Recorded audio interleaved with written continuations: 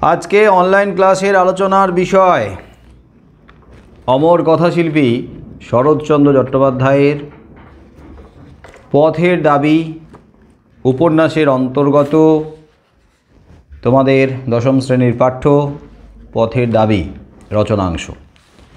प्रथमेई बोले नि जेहेतु शरदचंद्र चट्टोपाध्यायेर उपन्यास पथेर दाबीर अंश विशेष ताई এই পাঠ্যাংশকে গল্প লেখা যাবে না। এই পাঠ্যাংশকে হয় পাঠ্যাংশ লিখতে পারো, না হলে গদ্যাংশ লিখতে পারো, না হলে একটা মূল রচনার অংশ, তাই রচনাংশ লিখতে পারো, কিন্তু গল্প লিখবে না। গল্প লিখলে সম্ভাব্য ছোট গল্পকে ইঙ্গিত করে যাবে, আর যিনি খাতা দেখবেন তিনি যদি দেখেন যে পথের দাবি গল্প থেকে নেওয়া হয়েছে, তিনিও ভাববেন যে স্টুডেন্টের এই রচনাংশ সম্পর্কে স্বচ্ছ ধারণা এখনো পর্যন্ত তৈরি হয়নি। তাই পথের দাবির পাশে তোমরা লিখে রাখো রচনাংশ, গদ্যাংশ অথবা পাঠ্যাংশ। ক্লিয়ার?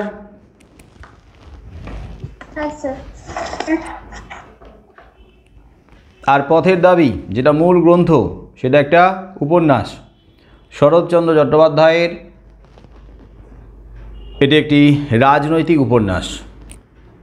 এই উপন্যাস প্রকাশিত হয়েছিল 1926 খ্রিস্টাব্দে। 1926 খ্রিস্টাব্দে প্রকাশিত পথের দাবি উপন্যাস, যে উপন্যাসের ষষ্ঠ পরিচ্ছেদ থেকে এই পথের দাবি গদ্যাংশটা তোমাদের সিলেবাসে অন্তর্ভুক্ত করা হয়েছে।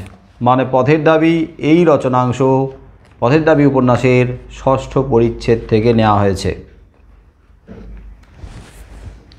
লিখে রাখতে পারো। উপন্যাসের প্রকাশকালটা তো অবশ্যই লিখে রাখো। কত সাল বললাম? 1926 খ্রিস্টাব্দে প্রকাশিত। শরৎচন্দ্র চট্টোপাধ্যায় 1903 খ্রিস্টাব্দে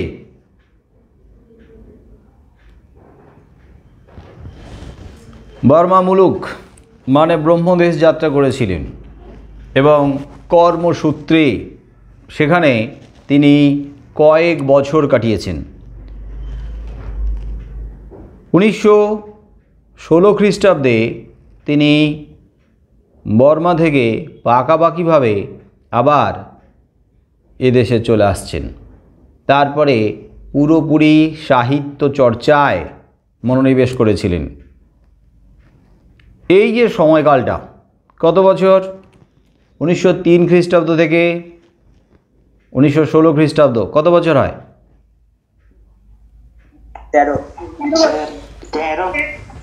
এই যে দীর্ঘ সময়, এই যে 13 বছর, এই সময় জুড়ে তিনি বর্মা মুলুক মানে ব্রহ্মদেশ বর্তমান মায়ানমার সেখানে কাটিয়েছেন। সেখানে বিভিন্ন জায়গায় ঘুরিয়ে বেড়িয়েছেন। সেখানকার মানুষজনের সঙ্গে, সেখানকার মানুষজনের কাজকর্ম, তাদের কথাবার্তা, তাদের চিন্তাধারা, তাদের কৃষ্টি, তাদের সংস্কৃতির সঙ্গে তিনি নিজেকে মিশিয়ে ফেলেছিলেন বা মিশিয়ে নিয়েছিলেন। অর্থাৎ তাদের সঙ্গে ওতপ্রোতভাবে তিনি জড়িয়ে গিয়েছিলেন। আসলে যারা কবি সাহিত্যিক তারা কি করেন না, যেখানে যান সেখানকার মানুষদের সঙ্গে এক অর্থে গভীরভাবে ওতপ্রোতভাবে মিশে যান। আসলে মানুষের কাছে পৌঁছে মানুষের কথা শুনতে চান। মানুষদের কাছে পৌঁছে তাদের দুঃখ কষ্ট, তাদের আনন্দ বেদনা, তাদের আবেগ অনুভূতি, তাদের মনের জগৎটাকে ধরতে চান সাহিত্যিকেরা। যত মানুষের সঙ্গে মিশবেন ততই তাদের সাহিত্যের যে বিভিন্ন উপাদান রসদ তার ভাণ্ডার পরিপূর্ণ হবে, সমৃদ্ধ হবে, আরও বাড়বে। বিভিন্ন ধরনের মানুষ, বিভিন্ন মানসিকতার, বিভিন্ন বয়সের মানুষের বিভিন্ন মানসিকতা, তাদের চিন্তাভাবনা বিভিন্ন ধরনের। আসলে মানুষের মনের জগৎটা তো বিচিত্র। এক একটা মানুষের সঙ্গে আরেকটা মানুষের কোনো না কোনো দিক থেকে পার্থক্য থাকবেই। অনেকখানি মিল থাকতে পারে, কিন্তু একটা মানুষের সঙ্গে আরেকটা মানুষের সবটা মিল কখনোই থাকবে না। তার মানে প্রত্যেকটা মানুষ এক একটা ক্ষেত্রে কিন্তু এক এক রকম। তাহলে এত ধরনের মানুষের সঙ্গে যদি মেশা হয়, তাহলে তার সাহিত্যের যে উপকরণ, সাহিত্যের যে উপাদান, সেই উপাদান বা উপকরণের পরিমাণটা কিন্তু বাড়তে থাকবে। তবে শুধু মেশাই নয়, তাদেরকে উপলব্ধি করতে হবে, তাদেরকে জানতে হবে, আবার তাদেরকে শুনতে হবে, তাদেরকে পর্যবেক্ষণ করতে হবে। মানে অবজারভেশনের ক্ষমতাটা কিন্তু সাহিত্যিকদের প্রখর হতে হয়, প্রখর থাকে। তবে শুধু অবজার্ভ করা নয়, তাকে বিশ্লেষণ করা আর তাকে উপস্থাপন করা, যেটা শরৎচন্দ্র চট্টোপাধ্যায়ের মধ্যেই ছিল। গভীর পর্যবেক্ষণের যে ক্ষমতা, দৃষ্টিভঙ্গি, সেটা ছিল শরৎচন্দ্র চট্টোপাধ্যায়ের মধ্যে। তাকেই আমরা এই গল্প এবং উপন্যাসের মধ্যে উপস্থাপন করতে দেখি। অন্যদিকে শরৎচন্দ্র চট্টোপাধ্যায় বিভিন্ন ধরনের কাজের সঙ্গে যুক্ত হয়েছিলেন, বিভিন্ন ধরনের কাজ করেছেন। মানে কোথাও একটা জায়গায় স্থিত হননি, কোথাও একটা জায়গাতে তিনি স্থায়ী হননি কোনো একটা কাজের মধ্যে বা কর্মের মধ্যে। আর এটার কারণ তার চঞ্চল বা অস্থির মানসিকতা। লেখক বলেছেন যে তিনি অভাবের সংসারে বড় হয়েছেন, অভাব দারিদ্র্যকে তিনি ছোটবেলা থেকে দেখছেন, অভাবের সঙ্গে রীতিমতো যুঝে বা যুদ্ধ করে লড়াই করে তার টিকে থাকা, বেঁচে থাকা, এবং এই অভাব দারিদ্র্যের কারণেই তার উচ্চ শিক্ষা বহুদূর পর্যন্ত পৌঁছাতে পারেনি। উচ্চশিক্ষা খুব বেশি দূর কিন্তু এগোয়নি অভাবের কারণে, দারিদ্র্যের কারণে। আর তিনি বলছেন যে আমি আমার পৈতৃক সূত্রে তেমন কিছু পাইনি, আমি পেয়েছিলাম আমার বাবার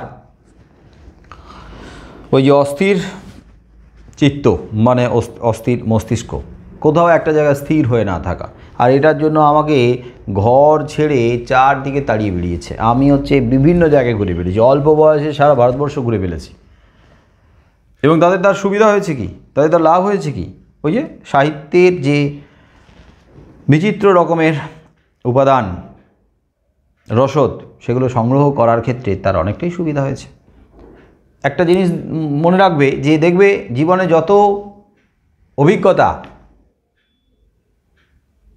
ততই তুমি বিরাট বড় সম্পদের অধিকারী। যে মানুষের জীবনে যত অভিজ্ঞতা, বেশি অভিজ্ঞতা মানে তিনি বেশি পরিপূর্ণ, সমৃদ্ধ, অনেক কিছু জানেন, অনেক কিছু বোঝেন। আর অল্প বয়সী অভিজ্ঞতা যদি বেশি হয়, তাহলে অল্প বয়সে মানুষ যেন অনেক বেশি বিজ্ঞ হয়ে ওঠে। বাস্তবতা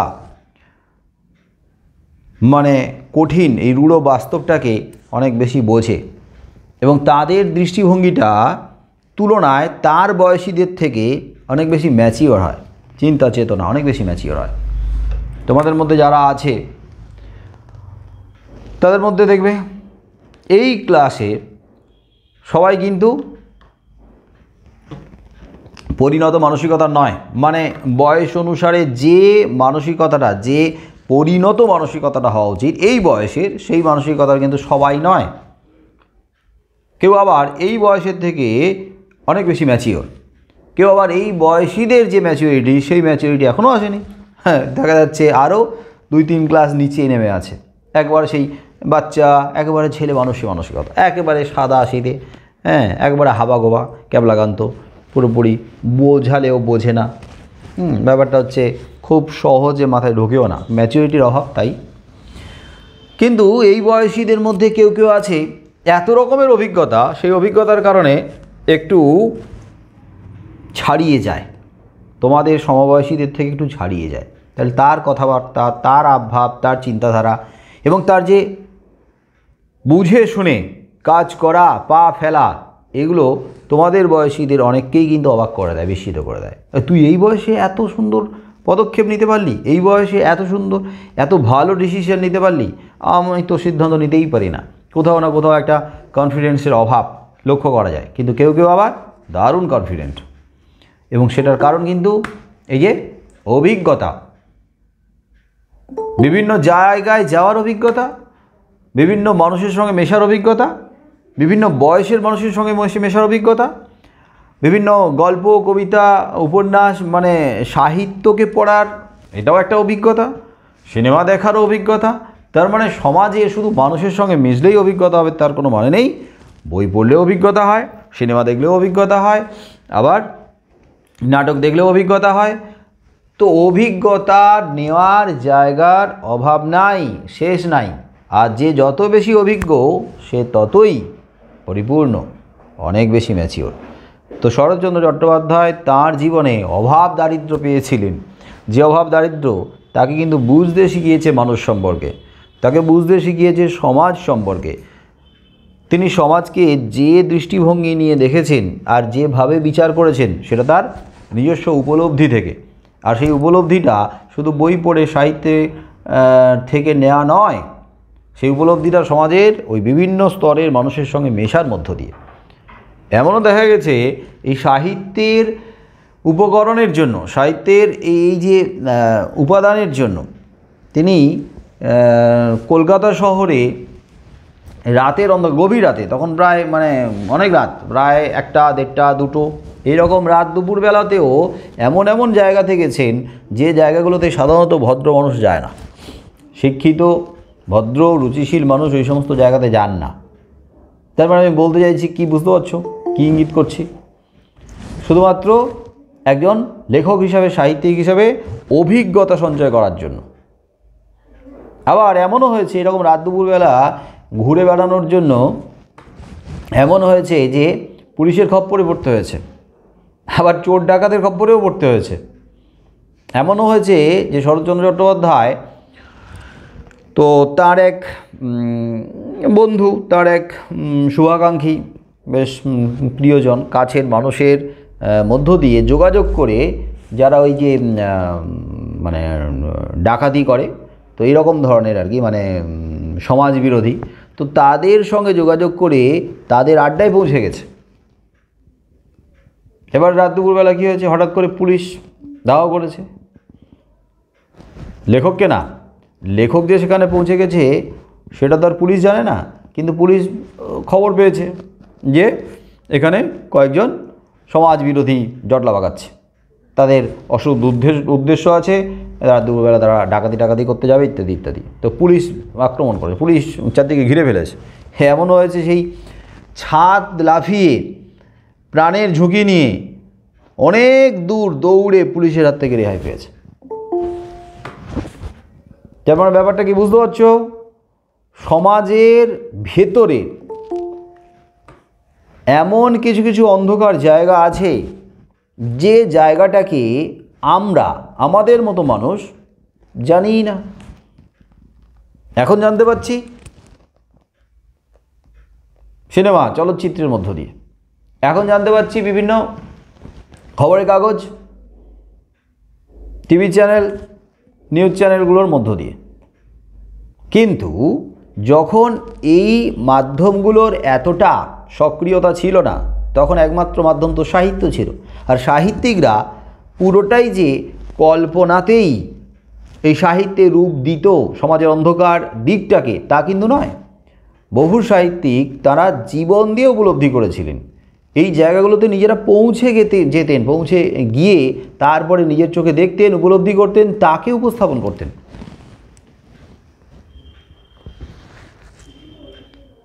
বহু বিচিত্র তাঁর লেখার চরিত্রগুলো, তাঁর লেখায় যে চরিত্রগুলো আছে না, সেগুলো সব বিচিত্র চরিত্র। শুধুমাত্র একটা শ্রেণীকে তুলে ধরেননি তিনি, বিভিন্ন শ্রেণীর বিভিন্ন মানসিকতার। তবে তার মধ্যে বেশিরভাগ শ্রেণী কিন্তু মধ্যবিত্ত আর নিম্নবিত্ত, এই নিম্নবিত্ত মানুষ সম্পর্কে তিনি লিখেছেন যে এরা তো সমাজের ভিতটাকে মজবুত করে, এরা তো সভ্যতাকে এগিয়ে নিয়ে চলে। তার মানে এরা সভ্যতার ভিতটাকে মজবুত করছে এবং সভ্যতাকে এগিয়ে নিয়ে চলেছে, অর্থাৎ সভ্যতার চাকাটাকে অব্যাহত করে রেখেছে। এদের দ্বারাই কিন্তু সভ্যতার উন্নয়ন বজায় রয়েছে, অথচ এরাই বঞ্চিত। এই যে কৃষক, এই যে কুলি মজুর শ্রমিক, এই যে জেলে, কামার কুমোর, সমাজের যারা মেহনতি শ্রেণী, এরা তো বঞ্চিত হয়েছে দিনের পর দিন। তো তিনি অত্যন্ত মর্মস্পর্শী ভাষায় লিখছেন, দরদ দিয়ে, যে সমাজে যারা শুধু দিয়ে গেছে, দিয়ে গেল, বিনিময়ে কিছুই পেল না, তাদের অব্যক্ত যন্ত্রণাকে ভাষারূপ দিয়েছেন লেখক তার রচনায়, তার উপন্যাসে, তার গল্পে। তার মানে সমাজের যারা অবহেলিত, শোষিত, দরিদ্র, নিপীড়িত মানুষ, তাদের কথা বাণীরূপ পেয়েছে তার রচনার মধ্য দিয়ে। আবার মধ্যবিত্ত শ্রেণীর মানসিক যে দোলাচলতা, টানাপোড়েন, সেই টানাপোড়েনকেও সূক্ষ্মভাবে ফুটিয়ে তুলেছেন। মধ্যবিত্ত শ্রেণীর মানসিক টানাপোড়েনটা কিন্তু আমরা ভালোভাবে বুঝতে পারি, কারণ আমাদের মানসিক টানাপোড়েনটা অসম্ভব, প্রচণ্ড। হয়তো তোমরা এই বয়সে বুঝতে পারবে না, যখন আরও পরিণত হবে, যখন আরও কটা বছর পেরিয়ে জীবনে এমন কোনো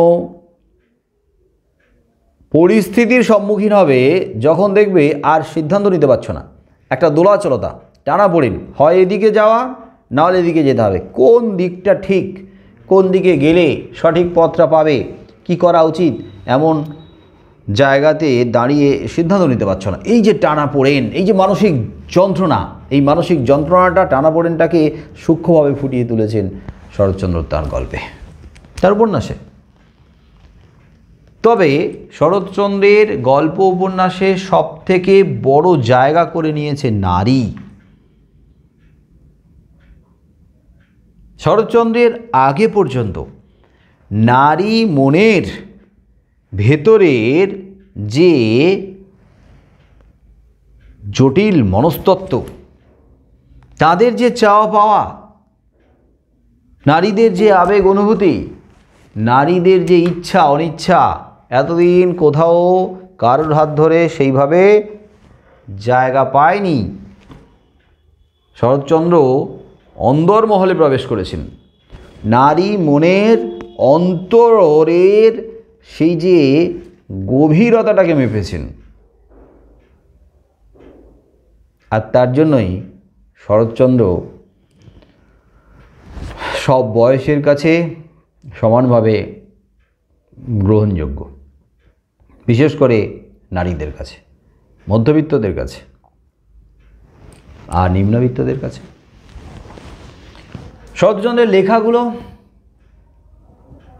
অলঙ্করণহীন, এতটা আড়ম্বর নয়, এতটা চাকচিক্য, এতটা জৌলুস নিয়ে তার লেখা নয়। তার লেখা একবারে সাদামাটা, সাদাসিধে, সহজ সরল ভাষায়। কিন্তু সহজ সরল ভাষায় যে এত সুন্দর করে সত্যি কথা বলা যায়, এত সুন্দর করে মনের ভাব প্রকাশ করা যায়, এত সুন্দর করে মানুষের মনস্তত্ত্বটাকে উপস্থাপন করা যায়, তুলে ধরা যায় পাঠক সম্মুখে, প্রথম দেখালেন শরৎচন্দ্র চট্টোপাধ্যায়। তাই শরৎচন্দ্র আমাদের কাছে মনে হয় একেবারে কাছের মানুষ, একেবারে ঘরের লোক, একেবারে আপনজন, কারণ আমাদের কথা এত সুন্দর করে সহজ করে তুলে ধরেছেন। আর শরৎচন্দ্র নিজে এক অর্থে প্রত্যক্ষ রাজনীতির সঙ্গেও যুক্ত হয়েছিলেন। এক তো তিনি অভাবের সঙ্গে, দারিদ্র্যের সঙ্গে যুদ্ধছেন, লড়াই করেছেন, ফলে মানুষকে বুঝছেন, যে মানুষ ওই পরিস্থিতির ভেতরে রয়েছে তাদেরকে বুঝেছেন। আবার তিনি তৎকালীন দেশের পরিস্থিতিকে বুঝেছেন, দেশের মানুষের ওপরে ইংরেজদের যে আঘাত, যে শোষণ, যে অত্যাচার চলছে, তাকে তিনি জীবন দিয়ে উপলব্ধি করেছেন, কারণ তিনি একজন মানুষ, তিনি একজন নাগরিক, তিনি এ দেশেরই। তাই তার মনের ভেতরে এই দেশ সম্পর্কে যে ভালোবাসা, এই দেশের প্রতি যে ভালোবাসা, এই দেশের মানুষের প্রতি যে ভালোবাসা, অর্থাৎ যে স্বজাতিপ্রীতি বা স্বাজাত্যবোধ, সেই জায়গা থেকে তার ভাবনার শুরু। আর সেই জায়গা থেকেই কিছু করার তাগিদ, বাসনা আমি সরাসরি আঘাত আনতে না পারি। আমি তো আমার মনের ভেতরে থাকা আকাঙ্ক্ষাটাকে, ইচ্ছেটাকে এইভাবে বাস্তবায়িত করতে পারি। কিভাবে? এই উপন্যাসের মাধ্যমে তুলে ধরে, এবং হাজার হাজার বীর বিপ্লবীর, দেশপ্রেমিকের অনুপ্রেরণা হতে পারি। হ্যাঁ, শরৎচন্দ্রের পথের দাবি বহু ভারতবাসীর অনুপ্রেরণা, বহু দেশপ্রেমিকের, বহু বিপ্লবীর সাহস, তাদের উৎসাহ, উদ্দীপনার কারণ এই পথের দাবি। পথের দাবি উপন্যাস সেই মুহূর্তে বহু স্বদেশপ্রেমিককে উৎসাহিত করেছিল, উদ্দীপিত করেছিল। আর এই রচনাটার মধ্যে এমন ক্ষমতা ছিল যে ইংরেজ সরকার বাধ্য হয়েছিল তাকে বাজেয়াপ্ত করতে। পথের দাবিকে ব্যান্ড করে দেওয়া হয়েছিল ওই সময়, নিষিদ্ধ ঘোষণা করে দেওয়া হয়েছিল পথের দাবি এই রচনা। বলা হয়েছিল এই পথের দাবি রচনা রাজদ্রোহিতার সমতুল্য। এর মধ্য দিয়ে তৎকালীন শাসকের বিরুদ্ধে এক অর্থে বিদ্রোহ করা হচ্ছে, এটা অন্যায়, এটা অপরাধ। হয়তো পথের দাবি পড়লে তোমরা এই বয়সে পুরোপুরি বুঝে উঠতে পারবে না, হয়তো বুঝলে উপলব্ধি করতে পারবে না যে পথের দাবির মধ্যে যে আসল যে উদ্দেশ্যটা লুকিয়ে রয়েছে, যে শিক্ষামূলক দিকটা লুকিয়ে রয়েছে, হয়তো এই বয়সে পুরোপুরি ধরা সম্ভব নয়। কিন্তু আরও কটা বছর পরে পথের দাবি যখন পড়বে, তখন পথের দাবি পড়তে অসাধারণ লাগবে, অন্যরকম মনে হবে। আসলে সেটাও কিন্তু অভিজ্ঞতা, সেটাও কিন্তু ম্যাচিউরিটি, পরিণত মানসিকতার দ্বারাই বিচার্য। পুরো উপন্যাসটা আমাদের পাঠ্য সূচিতে নেই, আমাদের আছে উপন্যাসের ষষ্ঠ পরিচ্ছেদের অংশ। তাহলে এই অংশটুকুকে বুঝতে হবে পথের দাবির নিরিখে। মানে পথের দাবির কিছু অংশ, বিশেষ করে এর পূর্ববর্তী অংশটাকে যদি আমরা কিছুটা বুঝতে পারি, তাহলে এটার সঙ্গে তার লিঙ্কটা খুঁজে পাবো, তার সম্পর্কটা, তার যোগটা খুঁজে পাবো। মানে হঠাৎ করে শুরু হয়ে গেল, আগে কি হলো না হলো সেটাই যদি না জানি, হঠাৎ করে শুরু হলে এখান থেকে ভাবতে একটু অসুবিধা হবেই। কারণ এখানে যে অংশটুকু রয়েছে তার মধ্যেই তো পুরো প্যাকেজটাকে রাখা হয়নি না, এইখানে তো 100% সবটা নেই। লেখক যখন লিখেছিলেন তখন তো এইভাবে লেখেননি যে এটা পরবর্তীতে মাধ্যমিকের সিলেবাসে অন্তর্ভুক্ত হবে, তাহলে উপন্যাসের যা যা দরকার এই অংশটাতে আমি অন্তর্ভুক্ত করে দিই, তা তো নয়। তো যখন করেনি তাহলে এর পূর্ববর্তী অংশটাকে আমাদের কিছুটা জানতে হবে, যেটা আমি অডিওতে আলোচনা করে দিয়েছি। অডিওটা কি শুনেছো? হ্যাঁ স্যার। হ্যাঁ স্যার। যারা শোনো না তারা কিন্তু শুনে নিও, যারা শোনো না অডিওটা কিন্তু দরকার আছে।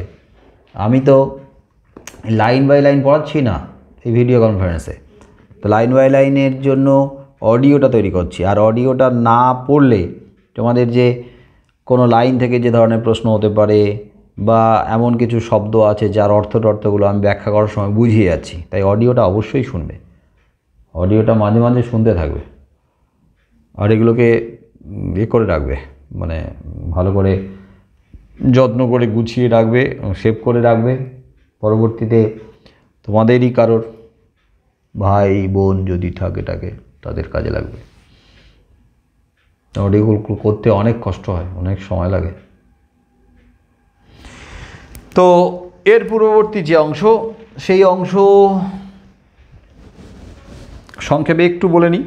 এই প্রসঙ্গক্রমে আমাদের এখানে আলোচনা করে রাখাটা ভালো, তাহলে পরের অংশটা আমি বোঝাতে পারব। এই রচনাংশে মানে পথের দাবি এই রচনাংশে কেন্দ্রীয় চরিত্র বা মুখ্য চরিত্র কে বলো? কাকে মনে হচ্ছে? অপূর্ব। অপূর্বর টাইটেল কি, পদবী? স্যার হালদার। এখানে কি কোথাও অপূর্ব হালদার মানে হালদার কথাটা উল্লেখ করা আছে এখানে কোথাও আছে কি না নেই? না স্যার। এখানে নেই। না স্যার, নেই এখানে। তাহলে হালদার এই পদবীটা উপন্যাসে প্রথমের দিকে আছে, আগে আছে। তো সেখান থেকে আমরা জানতে পারি অপূর্ব তথা অপূর্ব হালদার যে এই রচনাংশের মুখ্য বা কেন্দ্রীয় চরিত্র। কিন্তু পথের দাবি যে উপন্যাসের কথা বলা হচ্ছে, পথের দাবি রচনাংশের মুখ্য চরিত্র কে? কি মনে হয়, আইডিয়া, ধারণা কি বলে? কি হওয়া উচিত? সব্যসাচী মল্লিক। সব্যসাচী মল্লিক। সব্যসাচী, সভ্য সচন করেন যিনি।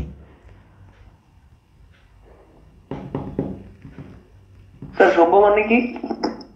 দন্তে সব বয় যা ভালা, সভ্য অর্থে সব কিছু। মানে স্যার যে দু হাত দিয়ে গুলি চালাতে পারে এরকম মানে? এটা তো এক কথায় প্রকাশ, এটা তো এক কথায় প্রকাশ। এটা তো সব্যসাচীর অর্থ। সব্যসাচী অর্থ হলো যার দুই হাত সমান চলে, মানে যে দুই হাতে সমান বন্দুক পিস্তল চালাতে পারে, দুই হাতে ঠাক ঠাক ঠাক।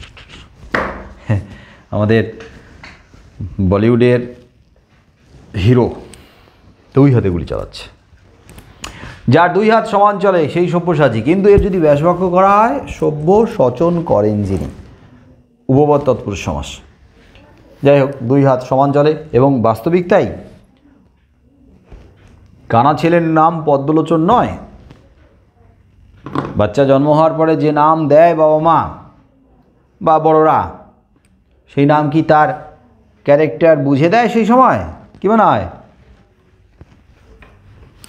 ভবিষ্যতে ছেলেটা কি হবে, কীরকম হবে, আদতে তার নামের অর্থের সঙ্গে তার স্বভাব চরিত্রের মিল পাওয়া যাবে কি না, সেটা কি বুঝে শুনে দেয় না দিতে পারে?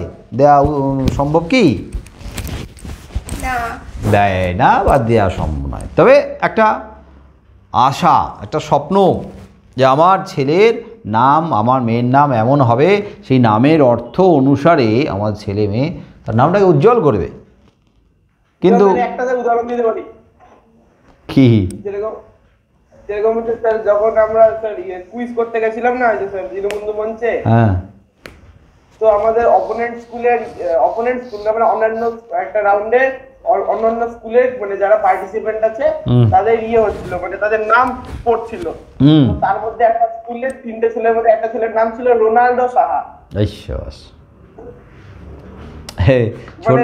ছোটবেলা থেকে দিয়েছিল নাকি না বড় হওয়ার পরে নিল? সেটা বলতে পারছি না, তবে মানে মঞ্চের মধ্যে বললো রোনাল্ডো সাহা।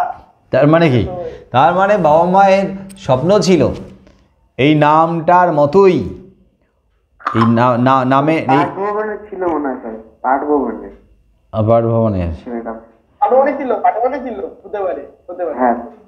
ছিল রোনাল্ডো সাহা।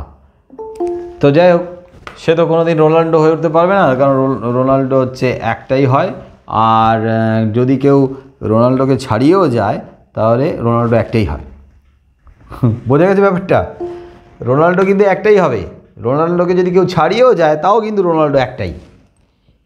কিন্তু বাবা মা চায়, বাবা মা স্বপ্ন দেখতো, ছেলে মেয়েকে নিয়ে স্বপ্ন দেখছে, তাই নাম দিচ্ছে ভবিষ্যতে আমার ছেলেটাও এরকম হোক, রোনাল্ডোর মতোই হোক। কিন্তু সে আদতে খেলার পথে যাবে কি না সেটা নিয়ে সন্দেহ আছে, নাও যেতে পারে। সে হয়তো দেখা গেল গান বাজনা, নাটক, অভিনয় কিংবা অন্যান্য কোনো একটা পথ নিয়ে গিয়ে গেল। কিন্তু একটা স্বপ্ন থেকে আমরা দিই, বড়রা ছোটদের নাম দিই, কিন্তু সেই নামের যে অর্থ, সেই নামের অর্থের সঙ্গে সবসময় ভবিষ্যতে তার স্বভাব চরিত্রের কাজকর্মে মিল পাওয়া যায় না। আবার কোনো কোনো ক্ষেত্রে পাওয়া যেতেই পারে, যেমন আমার নামের সঙ্গে মিল পাও, তোমরা বুঝতেই পারছো। কিন্তু তোমাদের অনেকের নামের সঙ্গে তোমাদের স্বভাব চরিত্র যায় না। এখন ঘটনা হচ্ছে যে সব্যসাচী মল্লিক নামটা যদি তার ছেলেবেলায় তার জন্মলগ্নে দেওয়া হয় তাহলে তার কাজের সঙ্গে নামটা যায়। সত্যি তাই, তার দু হাত সমান চলে, দুই হাতে তিনি বন্দুক পিস্তল চালাতে পারেন, অভ্যর্থ নিশানা, কত ব্যর্থ হয় না। আবার এই যে ব্যক্তি, এই ব্যক্তি এতটাই মেধাবী, এতটাই প্রতিভাবান, এতটাই ট্যালেন্টেড যে আর 5 জনের থেকে আর 10 জনের থেকে সম্পূর্ণ আলাদা। ডাক্তারি পাশ করেছে, বোঝো, ডাক্তারি পাশ করেছে সব্যসাচী মল্লিক, ডাক্তারি পাশ করেছে সব্যসাচী মল্লিক, ইঞ্জিনিয়ারিং পাশ করেছে, বিলেত থেকে আইন পাশ করেছে। তার মানে আইন যে পাশ করে তার মাথা ভেবে দেখবে একবার, ডাক্তারি পাশ করেছে তার মাথা, তার অভিজ্ঞতা, ইঞ্জিনিয়ারিং পাশ করেছে তার মাথা, তার অভিজ্ঞতা, 3টে মাথা।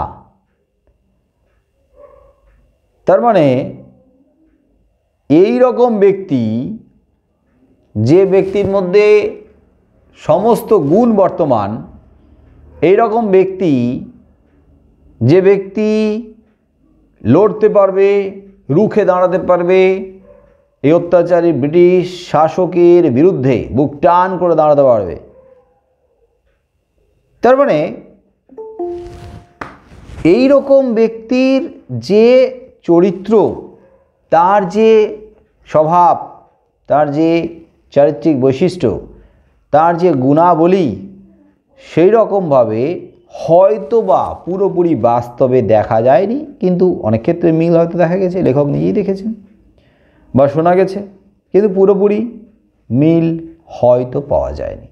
কিন্তু লেখকের মনের ভেতরে ছিল যে তৎকালীন সময়ে দাঁড়িয়ে যদি দেশকে কেউ স্বাধীন করতে পারে, যদি দেশ থেকে এই অত্যাচারী ইংরেজদেরকে উৎখাত করতে পারে, তাহলে একমাত্র তার মধ্যে এরকম সমস্ত গুণাবলী বর্তমান থাকবে, এত রকমের গুণ থাকবে। এরকম গুণ শুধু থাকলে হবে না, তার মধ্যে থাকবে সাংগঠনিক ক্ষমতা, সবাইকে সংগঠিত করে চালিত করার যে ক্ষমতা, সেটা কিন্তু সবার মধ্যে থাকে না, যেটা সব্যসাচী মল্লিকের ছিল। এবং সব্যসাচী মল্লিকের এই অসাধারণ যে বুদ্ধি, উপস্থিত বুদ্ধি, এবং এত সুন্দর অভিনয় করতে পারে, এত সুন্দর বেশভূষার মাধ্যমে ছদ্মবেশ ধারণ করতে পারে, অভিনয়, বাচনভঙ্গি, কথা বলা, তারপরে তোমার চোখের দৃষ্টি, পুরোটাই হচ্ছে একেবারে অরিজিনাল, মানে ন্যাচারাল, মনে হয় না যে অভিনয় করছে। তো আরও আরও আরও যে সমস্ত গুণ থাকা দরকার, সেটা সব্যসাচী মল্লিকের মধ্যে ছিল। এবং ভারতবর্ষে সেই সব্যসাচী মল্লিকের তত্ত্বাবধানে যে সংগঠনটা পরিচালিত হচ্ছিল, সেই সংগঠনের নাম ছিল, বলো কি নাম?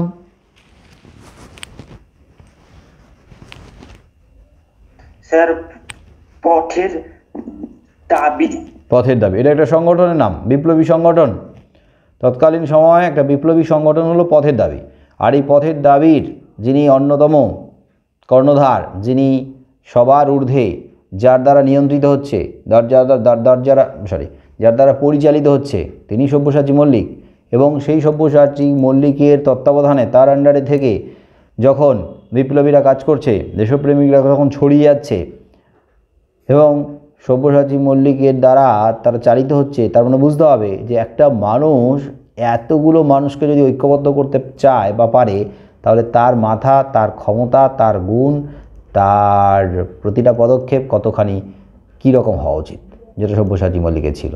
এবং পুলিশের চোখে ধুলো দিতে ওস্তাদ, পুলিশের চোখে ফাঁকি দিতে একবারে পটু। তাকে ধরার জন্য বাংলাদেশের পুলিশ কর্মীরা একেবারে নাগাজ নিচু বানিয়ে খাচ্ছে, এইখান থেকে ওখান থেকে দৌড়ে বেড়াচ্ছে, ধরতে পারছে না। 3 বছর জেলে বন্দি করে রেখে দিয়েছিল সিঙ্গাপুরে। সম্ভবত জেলের দেওয়াল টপকে কোনোভাবে কিন্তু বেরিয়ে পালিয়ে আসছে, ধরে রাখতে পারেনি।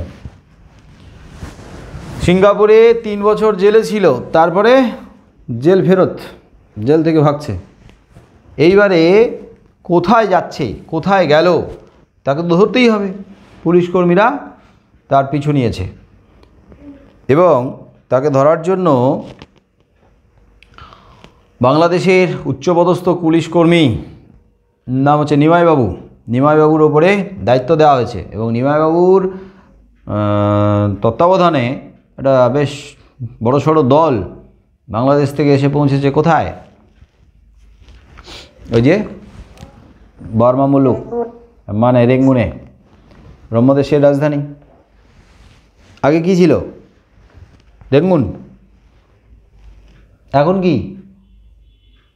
না স্যার, আগেই রেঙ্গুন ছিল, এখন সিপাহীরা। হ্যাঁ, ইয়াঙ্গান না স্যার, ইয়াঙ্গনের নামই আগে রেঙ্গুন ছিল। হ্যাঁ, আগে রেঙ্গুন ছিল, এখন ইয়াঙ্গান। আর আগে বর্মা মুলুক ব্রহ্মদেশ, এখন মায়ানমার। তাহলে রাজধানী ইয়াঙ্গান, আগে রেঙ্গুন। তো রেঙ্গুনে এসে পৌঁছেছে। এই নিমাইবাবুর কাছে মানে পুলিশের কাছে খবর ছিল সব্যসাচী মল্লিক জলপথে আসছে, জাহাজে করে আসছে, সিঙ্গাপুর থেকে পালিয়ে আসছে, জাহাজে করে জলপথে আসছে, রেঙ্গুনে পৌঁছাবে। রেঙ্গুনের যে জেটিঘাট, জেটিঘাট মানে হচ্ছে জাহাজঘাট, যেখানে জাহাজ এসে ভিড়বে। তো সেখানে জাহাজ ভিড়লে তারপরে তদারক হবে। সেখানে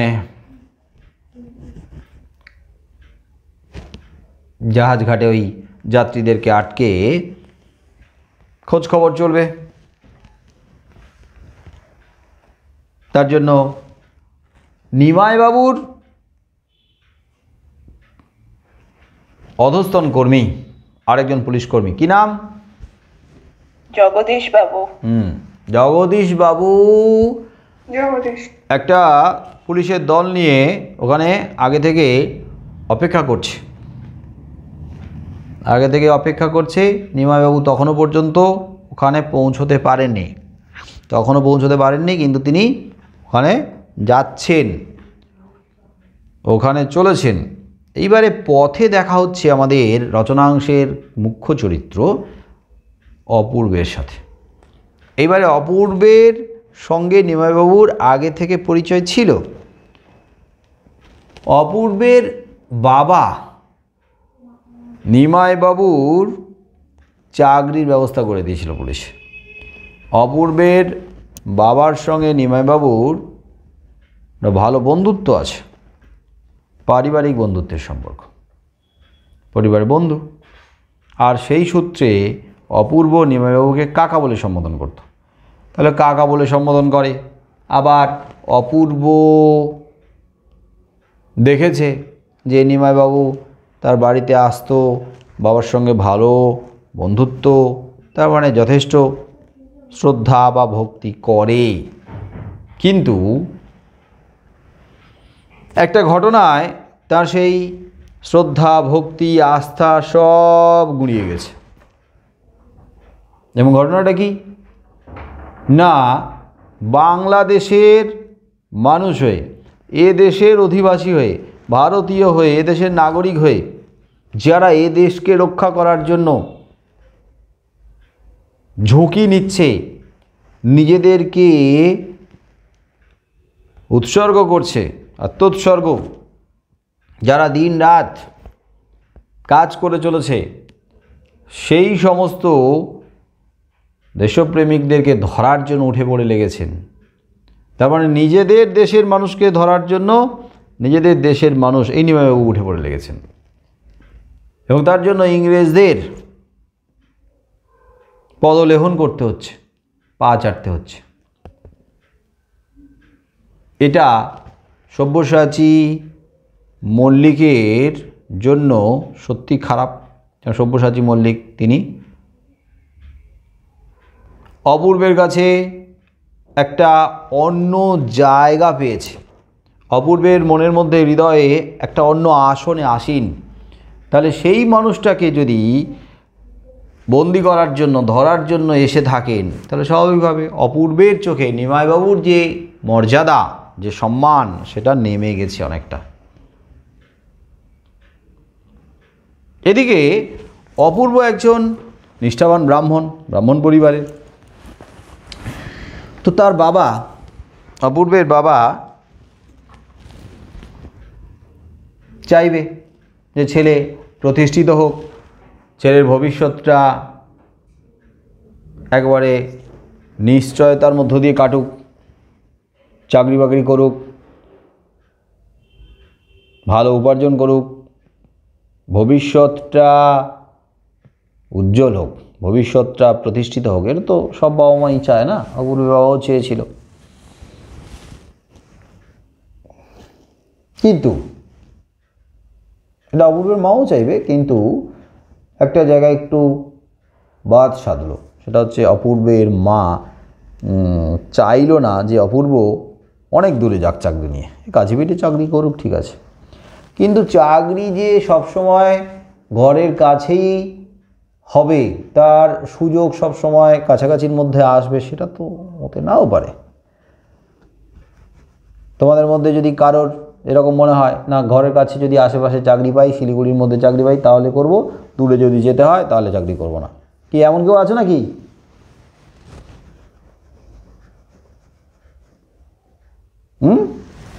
নাই। Good, very good.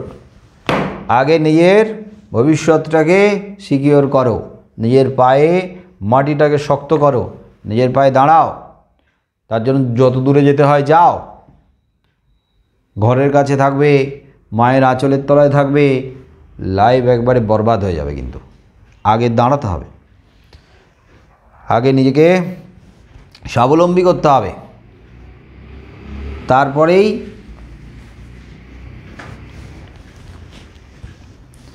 বাড়িকে নিয়ে ভাবতে হবে। বাড়িকে নিয়ে মানে কি? মায়ার বন্ধনকে নিয়ে ভাবো।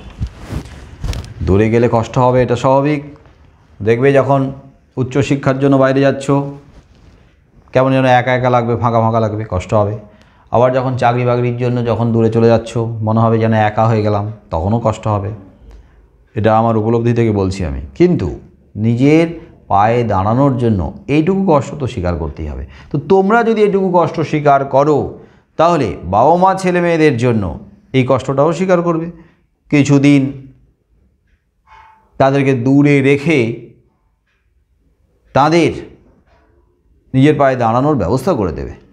কিন্তু তা না করে যে না বাবা যাস না রে, বাবা রে তোকে ছেড়ে আমি থাকতে পারবো না বলে যদি কান্নাকাটি করে বাধা সৃষ্টি করে, তার ভবিষ্যতের পথে স্বাভাবিকভাবে পিছিয়ে পড়বে। তো অপূর্বের যখন চাকরি হলো, অপূর্বের কলেজের প্রিন্সিপাল, অপূর্ব যে কলেজ থেকে বিএসসি পাস করেছিল, সেই কলেজের প্রিন্সিপাল এক অর্থে রেকমেন্ড করেছিল যে এই বোথা কোম্পানির একটা নতুন অফিস হচ্ছে রেঙ্গুনে, এবং সেই রেঙ্গুনে লোক নেবে। তো সেই রেঙ্গুনের বোথা কোম্পানির অফিসে চাকরি কলেজের প্রিন্সিপাল তার রেকমেন্ডই করে দিয়েছিল। তার একটা ভালো চাকরি, অনেকটা দূরে ঠিকই, কিন্তু চাকরিটাও তো ভালো। তো সেই ভালো চাকরির জন্য অপূর্ব রওনা দিয়েছিল, কিন্তু মা চাইছিল না, কিন্তু তার শেষমেশ তো উপায় নেই, মা রাজি হয়েছিল। তো অপূর্ব গেল রেঙ্গুনে বোথা কোম্পানিতে চাকরি করে। নামটা মনে রাখবে, বোথা কোম্পানি। তো বোথা কোম্পানির চাকরিতে জয়েন করেছে। তো যেদিন গিয়ে পৌঁছলো সেদিনকার গণ্ডগোল হয়ে গেল।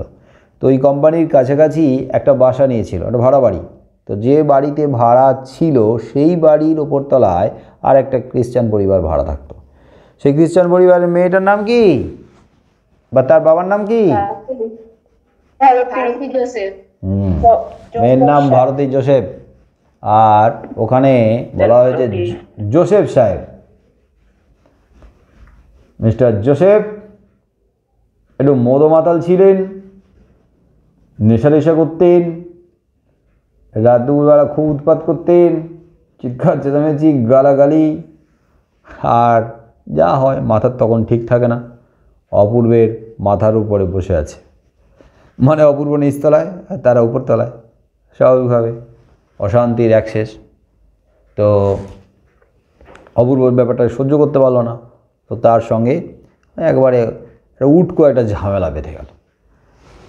যাই হোক, সেই সময় ওই ঝামেলাটা একবারে কোর্ট পর্যন্ত গড়ালো এবং কোর্টে অপূর্বকে জরিমানা দিতে হয়েছিল। জরিমানা দিয়ে তারপরে সে ছাড়া পেয়েছে। এবং সেই যে জোসেফ সাহেবের সঙ্গ দিয়েছিল তার মেয়ে তো তার বাবার সঙ্গ দেবেই, তার পাশেই থাকবে, এটা স্বাভাবিক, আর ভারতী জোসেফ। আর অপূর্ব যে কোম্পানিতে চাকরি করতো সেই কোম্পানিতে অ্যাকাউন্টেন্ট হিসেবে চাকরি করতেন একজন মারাঠি ব্রাহ্মণ। কি নাম তার?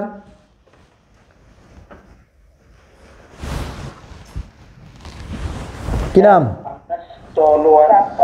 হ্যাঁ, রামদাস তলোয়ারকর। রামদাস নাম তার, তলোয়ারকর টাইটেল। রামদাস তলোয়ারকর একজন মারাঠি ব্রাহ্মণ। তো সেই মারাঠি ব্রাহ্মণ অপূর্বের আগেই বধ কোম্পানিতে যোগ দিয়েছে। মহারাষ্ট্র থেকে এসছে, তো মারাঠি ব্রাহ্মণ, তো স্বাভাবিকভাবে সেও বহু দূর থেকে এসছে, দেশ ছেড়ে বিদেশে এসছে। তো এত দূরে এসছে, প্রথম যখন এসেছিল তখন তার মন খারাপ, কষ্ট, একা, নিঃসঙ্গতা, এগুলো তো সে পেরিয়ে এসছে। তো ফলে সেই মানুষটা জানে যে অপূর্বের মনের ভেতরে কী চলছে, এত দূর থেকে এসেছে। অপূর্বও ভালো আর রামদাস তলোয়ারকর ভালো মানুষ ছিলেন, দুজনের মধ্যে একটা বন্ধুত্ব গড়ে ওঠে, বিশেষ করে এক দেশের মানুষ বলে কথা। দেখবে ভবিষ্যতে যখন দেশ ছেড়ে বিদেশে যাবে, বাইরে কোথাও যাবে, তখন দেখবে বিভিন্ন আমাদের দেশের বিভিন্ন স্টেট থেকে যাওয়া ছেলেমেয়েরা যখন এক জায়গায়, তখন কিন্তু তাদের প্রত্যেকের সঙ্গে একটা ভালো সম্পর্ক গড়ে ওঠে। কি ঠিক না ভুল? এটাই স্বাভাবিক না?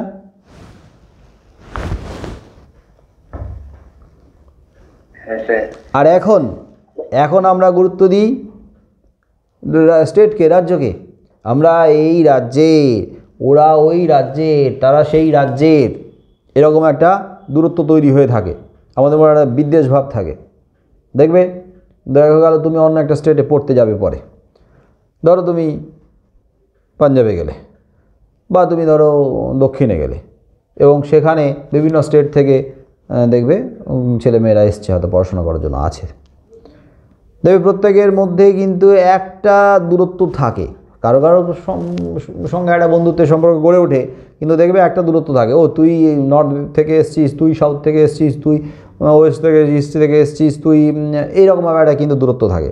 কিন্তু যখনই এই দেশ ছেড়ে যখন বাইরে থাকবে, বিদেশে থাকবে, তখন কিন্তু প্রত্যেকের মধ্যে কিন্তু একটা সদ্ভাব, বন্ধুত্ব তৈরি হবে, আন্তরিকতা সম্পর্ক তৈরি হবে।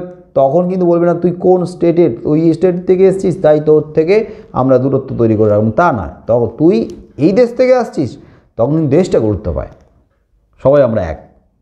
বিদেশে কিন্তু দেশ থেকে যাওয়া, দেশের বিভিন্ন রাজ্য থেকে যাওয়া মানুষগুলো এক হয়ে যায়।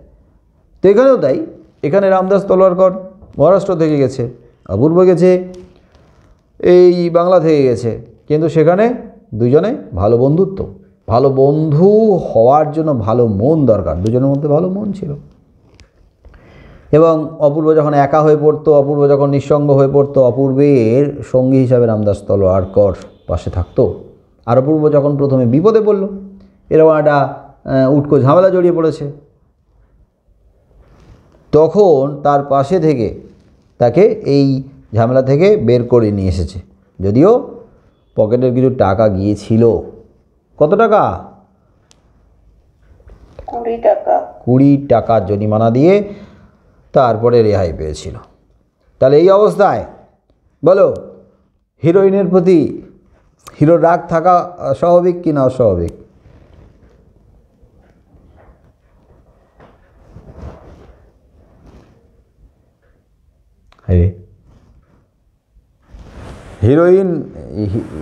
হিরোইন তো বাবার সঙ্গে।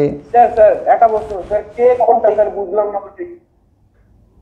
ধরে নাও যে হিরোকে এরকমই একটা বিপদে ফেলেছে এবং নাকানি জোবানি খাইয়েছে হিরোইন তার বাবার পাশে থেকে। তো এই অবস্থায় হিরোর মনের মধ্যে হিরোইনের প্রতি কেমন ধরনের ধারণা হবে? ভালো মেয়ে,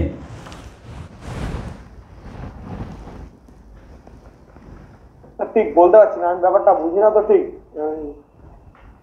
তোমার যে তুমি লোহা লক্কর নিয়ে থাকো, ইঞ্জিনিয়ার মানুষ তুমি, রোবটের কোনো প্রাণ আছে? রোবটের কি বোঝো তুমি? ফিলিংস তুমি বোঝো? আমরা যাদের ফিলিংস আছে তাদেরকে বলছি। তাহলে অপূর্বের ভারতী যোসেফের প্রতি ধারণাটা খুব একটা মধুর হবে না।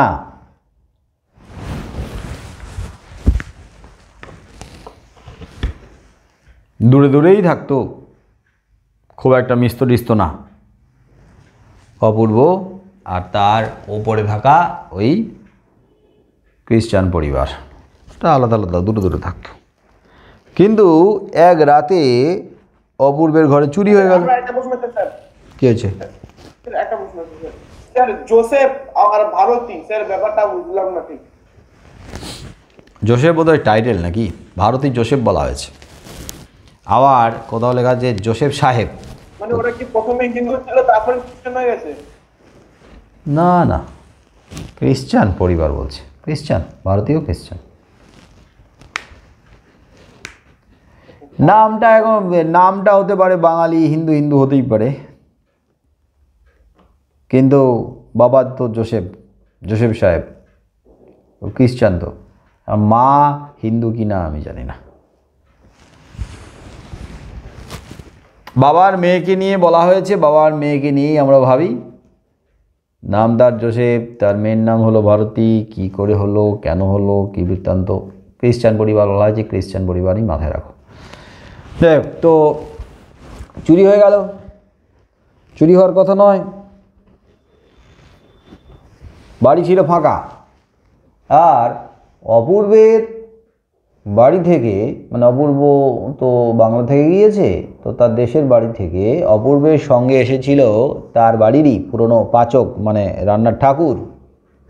নাম হিসেবে কি বলা হয়েছে, টাইটেল সম্ভবত কি নাম? তেওয়ারি।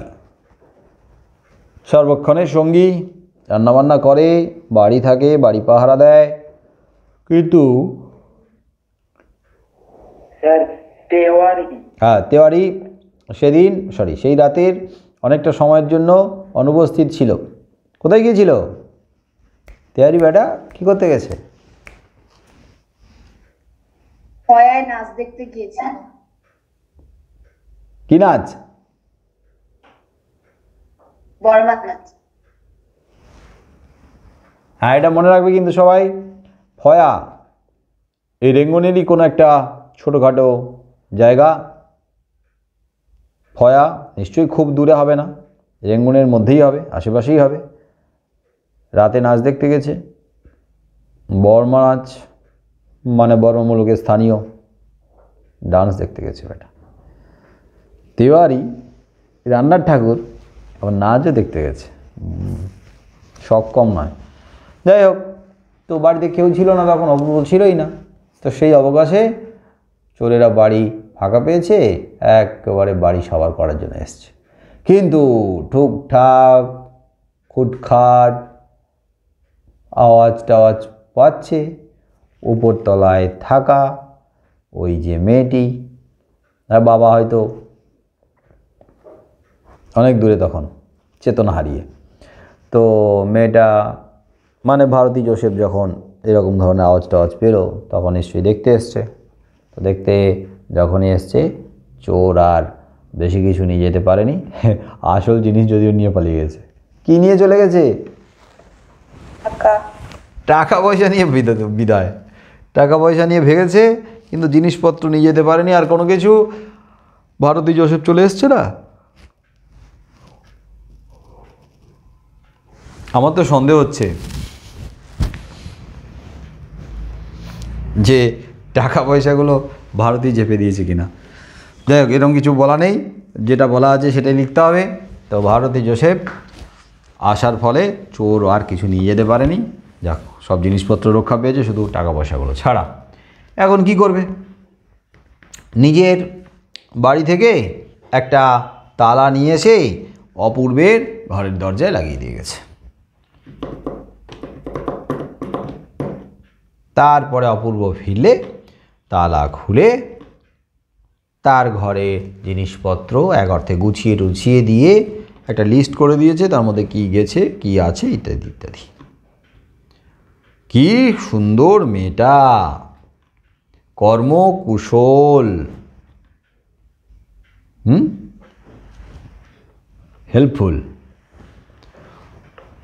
কত সুন্দর সাহায্য করেছে, একবারে বন্ধুর মতো পাশে থেকে সব গুছিয়ে তালিকা টালিকা তৈরি করে দিয়েছে কি গেছে আর কি আছে। হ্যাঁ, নিজের বাড়ি থেকে নিজের ঘর থেকে নিয়ে এসেছে, তালা লাগিয়ে দিয়ে গেছে যতক্ষণ না পর্যন্ত কেউ ফেরে। হ্যাঁ, অপূর্ব ফেরে, অপূর্ব ফিরলে তালা খুলে আগে নিয়েই ঢুকে গেছে। কার বাড়ি? বাড়ি তো অপূর্বের, নিজেই ঢুকে গেছে, ঢুকে গিয়ে সব সাজিয়ে গুছিয়ে দিয়ে লিস্ট টিস্ট করে দিয়েছে। কি বন্ধুর মতো করেছে পাশে থেকে কাজগুলো। আমাদের ছেলেরা কি বলে, এই অবস্থায় কত দূর থাকা যায়? যাকে শত্রু বলে ভেবেছিল সেই এখন পরম মিত্র বন্ধু হয়ে গেছে। কি হিরোদ্দল, এতক্ষণ মুখ ফিরিয়ে কি থাকা যায়? কি মনে হয়, সত্যিটা বলো।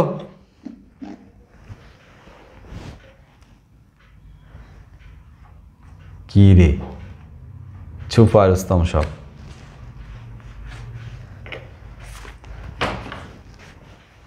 মেয়েরা কি বলে?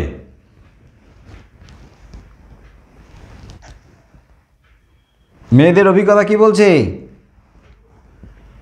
ষষ্ঠ ইন্দ্রিয় সিক্স সেন্স কি বলছে? এরকম কেউ যদি সাহায্য করে তাহলে যত বড় শত্রু হোক সে কি বন্ধু হয়ে যায় না? তার কাজের জন্য তাকে ধন্যবাদ জানানো, এর বেশি কিছু না। আরে বাস, ওকে ওকে ওকে, হেল্প করেছো, কাজ করেছো, থ্যাংক ইউ। থ্যাংক ইউ নাও, পকেটে ভরো, বাড়ি যাও, এর বেশি আর কিছু চেয়েও না। ছেলেটা ভালো তো,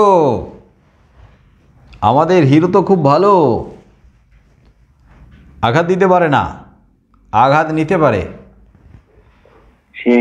একটু মান অভিমান করে থাকে, একটু কষ্ট পায়, তারপরে এরকম বন্ধুর মতো পাশে থেকে মিষ্টি মিষ্টি কথা বলে এত সাহায্য করেছে, কাজ করে দিয়েছে। এই রকম মেয়ে থেকে কতখানি মুখ ফিরিয়ে রাখা যায়? অতএব শত্রু নও, তুমি আমার বন্ধু, এত বড় ভালো বন্ধু। ভবিষ্যৎ বলবে তোরা কি চাস আর কি ভাবিস আর কি হয় বা কি হবে। যাই হোক, তো তারপরে ভারতী জোসেফকে থানায় নিয়ে যেতে চেয়েছিল সাক্ষী হিসেবে, কিন্তু যেতে চায়নি, সাক্ষীটাকে দিতে চায়নি। বাবা ওই ঘর পর্যন্ত ঠিক আছে, এখানে এলাম, ঘরে হেল্প করলাম টরলাম, কিন্তু ওই থানা পুলিশ আমি করতে চাই না। তাই অপূর্ব একাই চলল। অপূর্ব একা যাচ্ছে, বাড়ি থেকে বেরিয়ে আগে যাবে কোথায়? থানায়। কী কী চুরি গেছে, কী বৃত্তান্ত, একটা ডায়েরি করবে। তারপরে কোথায় যাবে? সম্ভবত অফিসে যাবে। তো চলেছে হেঁটে হেঁটে হেঁটে হেঁটে হেঁটে হেঁটে হেঁটে থানার পথে। হঠাৎই পথে দেখা হলো নিমাইবাবুর সাথে। পথে দেখা হলো নিমাইবাবুর সাথে। নিমাইবাবুর সঙ্গে তো আগে থেকে পরিচয় ছিলই। নিমাইবাবু যে এখানে এসছে সেটা হয়তো অপূর্ব জানে না, পথে হঠাৎই দেখা হয়েছে। দেখা হওয়ার পরে স্বাভাবিক দেশের খবর, ভালো মন্দ, বাড়ির খবর, এই সমস্ত চলছে গল্প। চলতে চলতে এগিয়ে চলেছে এরা। তো গল্প করতে করতে কথা প্রসঙ্গে অপূর্ব জানতে পারে সব্যসাচী মল্লিকের কথা, এবং এও জানতে পারে যে সব্যসাচী মল্লিককে ধরার জন্য তারা ওত পেতে রয়েছে এবং তারা এসেছে এখানে, মানে এই রেঙ্গুনে এসেছে ওনারা। এবং আজকেরই ওই জাহাজ ঘাটে জাহাজ এসে ভিড়বে, তারপরে সব্যসাচী মল্লিককে ধরার জন্য তারা ওখানেই প্রস্তুত হয়ে রয়েছে।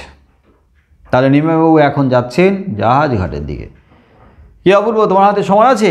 চলো গল্প করতে করতে যাই। হ্যাঁ কাকাবু, হ্যাঁ কাকাবাবু, সময় আছে।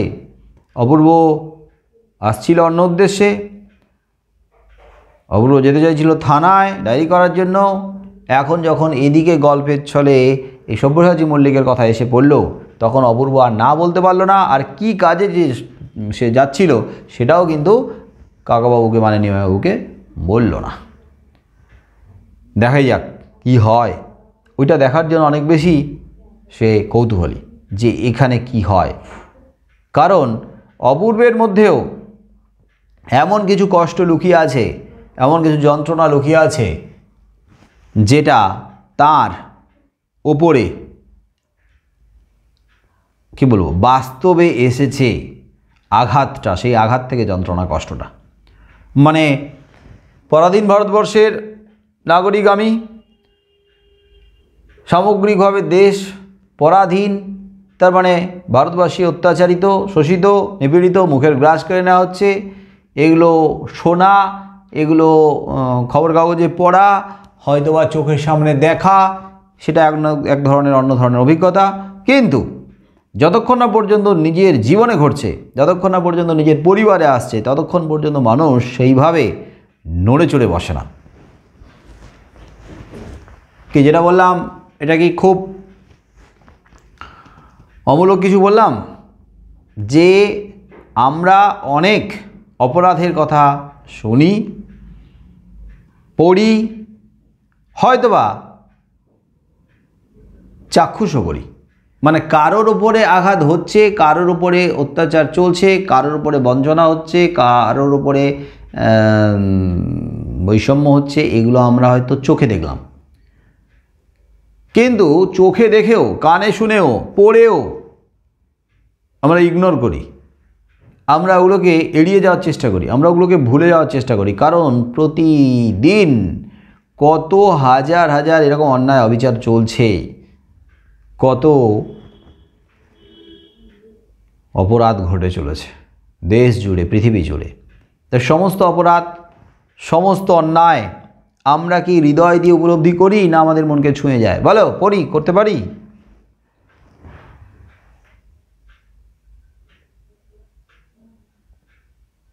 না স্যার, সেটা যদি নিজের সাথে ঘটে তাহলে সেটাকে উপলব্ধি করা যায়। যখন আমরা খবর কাগজে পড়ি, সকাল হলো খবর কাগজে দেখছি অনেক রকমের খুন, যখন রাহাজানি, ধর্ষণ, ঘটনাগুলো দেখছি আমরা। দেখার পরে পেপারটাকে সরিয়ে দিয়ে এই রাজ্যের, এই দেশের কিছু হবে না বলে আমরা আমাদের নিজেদের কাজে ব্যস্ত হয়ে পড়লাম। টিভিতে দেখছি, দেখে এইগুলো তো নিত্য নৈমিত্তিক ঘটনার মধ্যে পড়ছে, আর কি হবে, এই রাজ্যের, এই দেশের কিছু হবে না। হয়তো বা রাস্তা দিয়ে যাচ্ছি, কারোর উপরে এরকম কোনো ঘটনা ঘটছে, দূর থেকে আমাদের চোখে পড়লো, আমরা হয় উল্টো পথে হাঁটা দিই, না হলে কোনো রকম তাড়াহুড়ো করে পা চালিয়ে আমরা এগিয়ে যাই, মুখটা অন্যদিকে ঘুরিয়ে রেখে।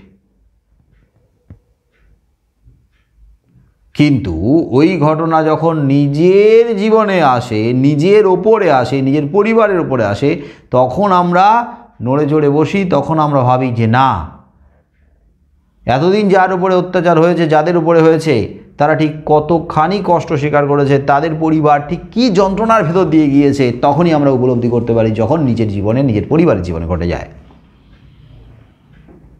অপূর্ব যদি শুধুই একমাত্র এদেশের, মানে পরাধীন ভারতবর্ষের একজন নাগরিক হয়ে, ভারতবাসী হয়েই শুধু ভারতবাসীদের উপরে হওয়া অত্যাচারটাকে শুনতো, পড়তো, হয়তোবা কারোর উপরে ঘটছে সেটা চোখেই দেখতো, তাহলে সে যতটা উপলব্ধি করত তার থেকে অনেক গুণ বেশি উপলব্ধি করতে পেরেছে তার নিজের জীবনের উপরে এই আঘাতটা এসেছে, তার নিজের উপরে এই আঘাতটা এসেছে। দেশের প্রতি ভালোবাসা তার মধ্যে ছিল, দেশের মানুষের প্রতি ভালোবাসা তার মধ্যে ছিল, কিন্তু সেই ভালোবাসাটা বহুগুণ প্রকাশ্যে এসেছে সক্রিয় হয়ে, এবং সেটা তার নিজের উপরে আঘাতের কারণে। এই আঘাতটা সে কোথায় পেয়েছিল রেঙ্গুনে না দেশে?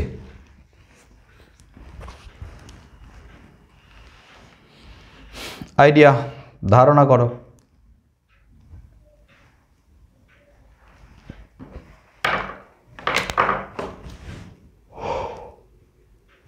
কি অপূর্বের উপরে একটা আঘাত এসেছিল না? অসম্মান করা হয়েছিল অপূর্বকে, আঘাত করা হয়েছিল। সেটা কোথায়? ট্রেনে যাওয়ার সময়। ট্রেনে যাওয়ার সময় করা হয়েছিল, কিন্তু সেটা হয়েছিল কোথায়? স্টেশনে। ওটা হয়েছিল রেঙ্গুনেই, যখন ভামো যাচ্ছিল। রেঙ্গুন থেকে যখন ভামো যাচ্ছিল তখন হয়েছিল। তাহলে ওটা একটা, কিন্তু এর আগেও হয়েছে আরও। সেটা কোথায় হয়েছিল?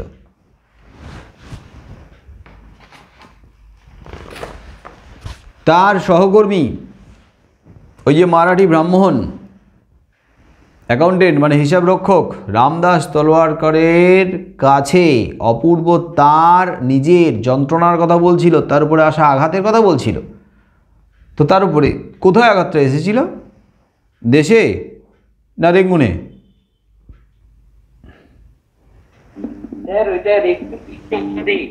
হ্যাঁ না, ওটা রেঙ্গুনে না, ওটা দেশের কথাই বলা হয়েছে।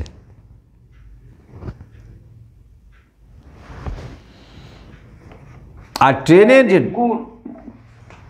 Rangoon, sure?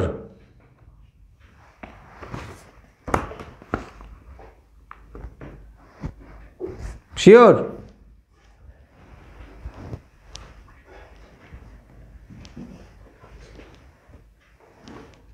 বলো।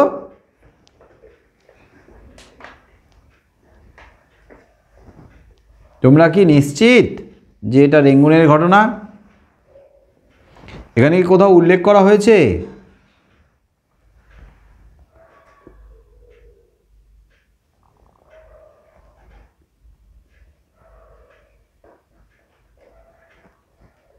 না স্যার।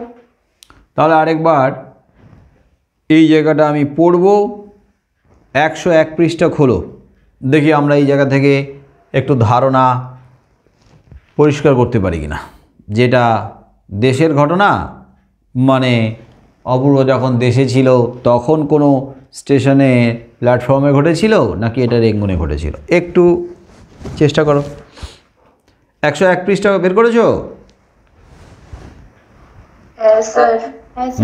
এবার দেখো যে সব্যসাচী মল্লিক সম্পর্কে অপূর্বের প্রকাশ্যে প্রশংসা করার ক্ষেত্রে কোনো দ্বিধা নেই, অপূর্ব দ্বিধাগ্রস্ত নয়। কিন্তু ইংরেজদের চোখে সে তো রাজদ্রোহী, দেশদ্রোহী। তো তার যদি কেউ প্রশংসা করে, তাকে যদি কেউ শ্রদ্ধা করে, ভক্তি করে, তার যদি গুণগান প্রকাশ্যে কেউ করে, স্বাভাবিকভাবে পুলিশ তাকে তো ছেড়ে দেবে না। তাহলে এই সমস্ত কথা বলার কিন্তু দুঃখ আছে। কিন্তু অপূর্ব এতটা আবেগপ্রবণ হয়ে গেছে, অপূর্ব এতটা কষ্ট পাচ্ছে ভেতরে ভেতরে যে আমি তো পারিনি, দেশের মানুষকে উদ্ধার করার চেষ্টা আমি করতে পারিনি, আমি কোথাও না কোথাও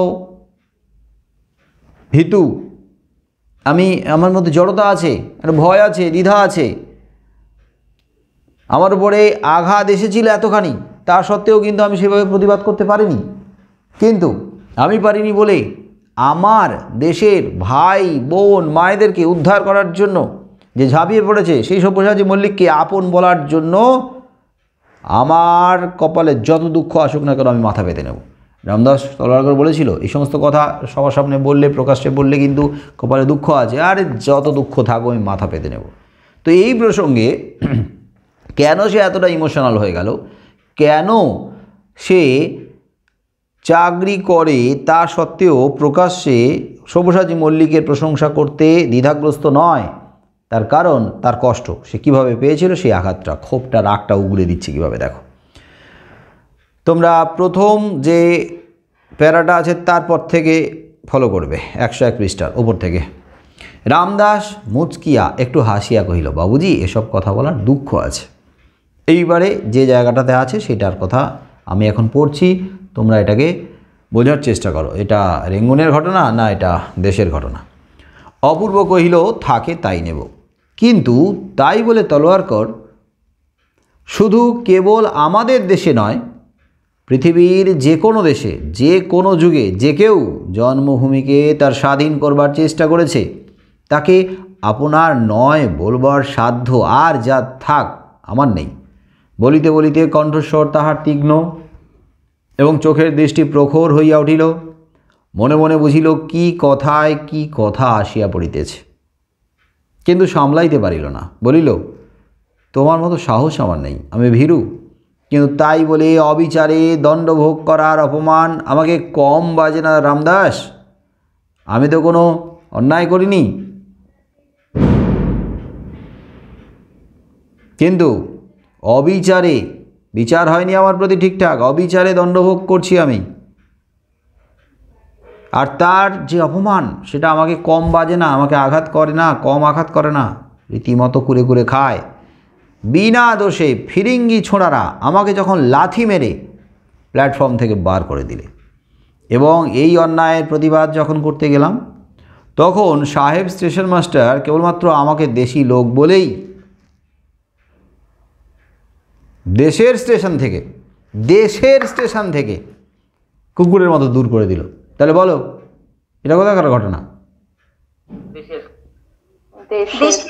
তাহলে এই জায়গাটাতে উল্লেখ করা আছে, তার মানে এটা দেশের ঘটনা, এটা ভারতবর্ষের ঘটনা, সম্ভবত বাংলার ঘটনা, এটা রেঙ্গুনের ঘটনা নয়। আর রেঙ্গুন থেকে যখন ট্রেনে করে যাচ্ছিল বোথা কোম্পানির একজন প্রতিনিধি হিসেবে ভামযাত্রা করছিল, তখন ট্রেনে কিন্তু আবার একটা ঘটনা ঘটে, সেই ঘটনাটাও তার কাছে পীড়াদায়ক, কষ্টের।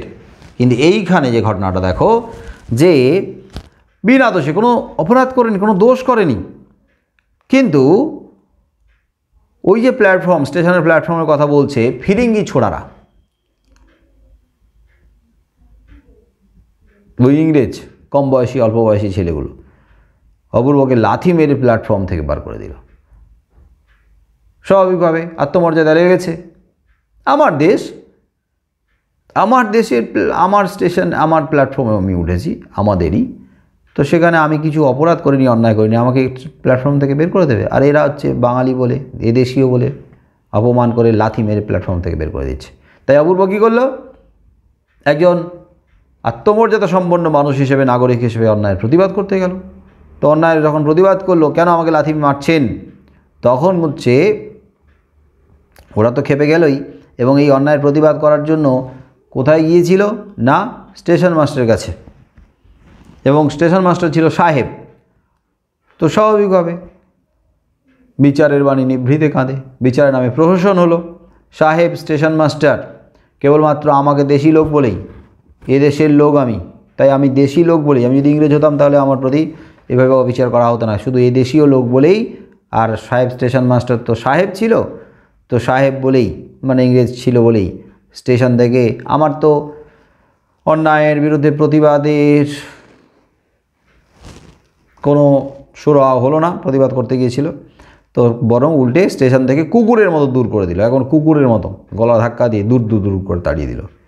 তাহলে সেই যে লাঞ্ছনা, সেই যে অপমান, এই কালো চামড়ার নিচে কম জ্বলে না তলোয়ারকর, আমাকে ভেতরে ভেতরে কুরে কুরে খায়, আমি মানে ভেতরে ভেতরে আমাকে জ্বালা ধরায়, জ্বলছি আমি এই অপমান, এই যন্ত্রণায়। আর এমন তো নিত্য নিয়তই ঘটছে, এমন শুধু আমার উপরে ঘটেছে তা নয়, আমাদের দেশে তো নিত্য নিয়ত মানে প্রতিনিয়ত ঘটছে, এদিক ওদিক চারদিকে ঘটছে, প্রায় প্রতিটা মানুষের উপরেই ঘটছে। আমার মা, আমার ভাই বোনকে যারা এই সব সহস্র কোটি অত্যাচার থেকে উদ্ধার করতে চায়, যারা অত্যাচার করছে তাদেরকে নিপাত ঘটাতে চায়, তাদের হাত থেকে, তাদের কবল থেকে মুক্ত করতে চায়, উদ্ধার করতে চায়, সেই ব্যক্তি যারা, তাদের মধ্যে একজন সব্যসাচী মল্লিক, তো তাকে আপনার বলে, নিজের বলে ডাকবার যে দুঃখই থাক আমি আজ থেকে মাথায় তুলে নিলাম। তাহলে অপূর্বের উপরে এরকম আঘাত এসেছে। অপূর্ব নিজে ভুক্তভোগী, আর ভুক্তভোগী বলেই এখন এইভাবে তার ভেতরে সেই রাগটা, ক্ষোভটা উগরে দিচ্ছে তলোয়ার করের সামনে। কেউ যদি শোনে এবং পুলিশকে খবর দেয় তাহলে কিন্তু অপূর্বের বিপদ বাড়বে, অপূর্বের কপালে দুঃখ আছে। কিন্তু মানুষ যখন নিজে এরকম আঘাত পায়, অপমানিত হয় না, যখন হারিয়ে যায় সব কিছু, তখন মানুষ আর ওই ভয় টয় পায় না, ভয়টা অনায়াসে জয় করতে পারে। আর একদম শেষ পৃষ্ঠাটা হলো 103 পৃষ্ঠা।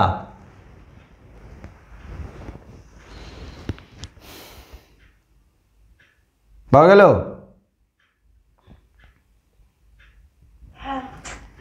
তাহলে অপূর্ব ট্রেনে করে যাচ্ছে রেঙ্গুন থেকে। কোথায় যাচ্ছে? ভামো। এই মায়ানমারে বিভিন্ন শহরে বোথা কোম্পানির বিভিন্ন শাখা অফিস রয়েছে, তার মধ্যে ভামোতেও একটা আছে। আরও কতগুলো শহরের কথা বলা হয়েছে যেখানে অফিসগুলো রয়েছে। তার মধ্যে আছে ম্যান্ডাল, শোয়েবো, মিথিলা, প্রোম। আর বিভিন্ন অফিসে গোলযোগ হচ্ছে, গোলযোগ, বিশৃঙ্খলা। তো এই অফিসের বড়বাবু একটা টেলিগ্রাম পেয়েছেন। সেই টেলিগ্রামটা বোথা কোম্পানির মূল অফিস থেকে এসছে, যে ব্যাপারটা আপনাকে দেখতে হবে। তো তিনি বড়বাবু কী করলেন না, অপূর্বের ঘরে ঢুকে অপূর্বের উপর দায়িত্ব দিলেন যে যাও তুমি ওই কোথায় চলেছে, ভামো। তো ভামোর অফিসে যাও, বিভিন্ন অফিসে তুমি ঘুরে আসো, কারণ বড়বাবুর অনুপস্থিতিতে অপূর্বকে কিন্তু দেখতে হবে। তাহলে আগে থেকে যদি অফিসগুলোতে যাওয়া থাকে, অফিসের কর্মচারীদের সঙ্গে যদি পরিচয় থাকে, তাহলে কিন্তু সেই বিশৃঙ্খলাটা মেটাতে পারবে খুব সহজে। তাই একটা অভিজ্ঞতা থাকা দরকার, একটা পরিচিতি, একটা সম্পর্ক আগে থেকে থাকা দরকার। তাই ভামোতে যাচ্ছে, এই অফিসের কাজেই যাচ্ছে। আর অপূর্বের এমনিতেই এইখানে এই যে রেঙ্গুনে মন ঠিক ছিল না, অনেকগুলো কারণ আছে। যাই এই সূত্রে দেশটাও ঘোরা হবে, অফিসের কাজও হবে, মনটাও ঠিক ছিল না, মনটা একটু ভালো হয়ে যাবে, ইত্যাদি ইত্যাদি। সেই কারণে তো ট্রেনে করে যাচ্ছে। কোন শ্রেণীর প্যাসেঞ্জার ছিল অপূর্ব? প্রথম শ্রেণীর যাত্রী ছিল, ফার্স্ট ক্লাস প্যাসেঞ্জার। তো সেই ফার্স্ট ক্লাস প্যাসেঞ্জার, প্রথম শ্রেণীর যাত্রীদের জন্য রেলের একটা রুলস আছে, মানে প্রথম শ্রেণীর জন্য বা যাত্রীদের জন্য রুলসটা কি, নিয়মটা কি?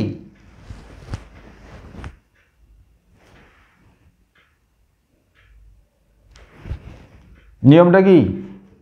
রেল কোম্পানির নিয়ম আছে, বলো। প্রথম শ্রেণী যারা যাত্রী হিসেবে যায়, রাতের যাত্রায় কেউ তাদের ঘুমের বিঘ্ন বা ব্যাঘাত ঘটাতে পারবে না। রাত দুপুরবেলা কেউ বিরক্ত করতে পারবে না, এটা একটা নিয়ম আছে রেল কোম্পানির। কিন্তু মাঝখানে অপূর্বকে কতবার ঘুম ভাঙিয়েছিল পুলিশ? বার তিনেক, মানে 3বারের মতো ঘুম ভাঙিয়েছে। ঘুম ভাঙিয়ে তার নাম ধাম ঠিকানা এগুলো সব লিখে নিয়েছে। এক অর্থে তাকে অসুবিধায় ফেলছে, তাকে ডিস্টার্ব করছে। তো অপূর্ব ওই যে প্রতিবাদী সত্তা তার মধ্যে আছে। অপূর্ব সেই পুলিশ ইন্সপেক্টর, পুলিশের sub inspector, Barma sub inspector সাহেবের বিরুদ্ধে প্রতিবাদ করেছিল যে রেল কোম্পানিতে এরকম নিয়ম নেই, তো আপনি এরকম আমাকে বারবার ধরে ঘুম ভাঙিয়ে বিরক্ত করছেন। তো একবার সে বিরক্ত হইয়া প্রতিবাদ করায় বর্মা সাব ইন্সপেক্টর সাহেব কটু কণ্ঠে জবাব দিয়েছিল, কি তুমি তো ইউরোপিয়ান নও, অপূর্ব কয় না, কিন্তু আমি তো ফার্স্ট ক্লাস প্যাসেঞ্জার। তার মানে ফার্স্ট ক্লাস প্যাসেঞ্জারদের তো নিয়মটা আছে, ফার্স্ট ক্লাস প্যাসেঞ্জার কেউ ডিস্টার্ব করতে পারবে না, রাত্রে তো আমার তুমি বিঘ্ন করিতে পারো না। কিন্তু সেই বর্মা সার্চ ইন্সপেক্টর হেসে বলল যে ও নিয়ম রেলওয়ে কর্মচারীর জন্য, ওই নিয়ম রেলওয়ে কর্মচারী বানিয়েছে তাদের জন্য আর ইউরোপিয়ানদের জন্য। আর তুমি তো কালা আদমি।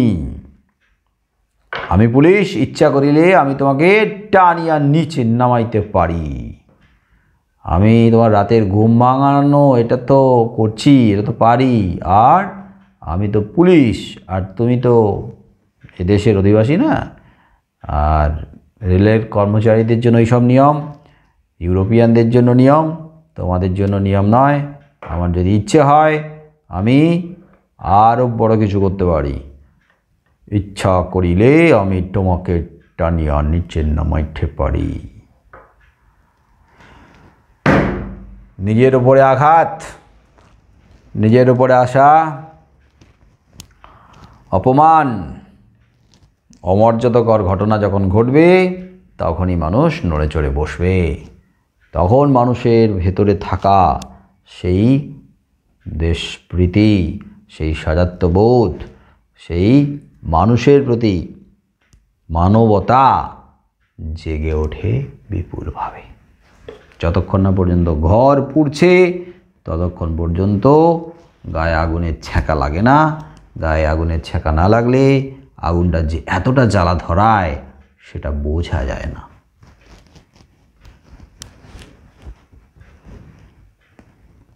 কে বুঝলে?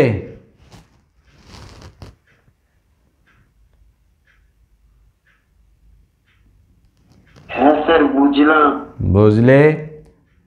পরের দিন এটার উপরে আবার একবার ক্লাস হবে, কারণ এটা তো আমি একটা সামগ্রিক আলোচনা করেছি, কিন্তু এই পথের দাবি রচনাংশটা নিয়ে আর একদিন আলোচনা করলে তবে কি পুরোটা আমি শেষ করতে পারবো অনলাইন ক্লাসে বুঝিয়ে। তার জন্য তোমরা পরের সপ্তাহে প্রস্তুত হয়ে থেকো। আজকের এই পর্যন্ত থাকবে। কারো কিছু বলার আছে বা জানার আছে? নাহলে গুড নাইট, টাটা। কেউ কিছু বলবে?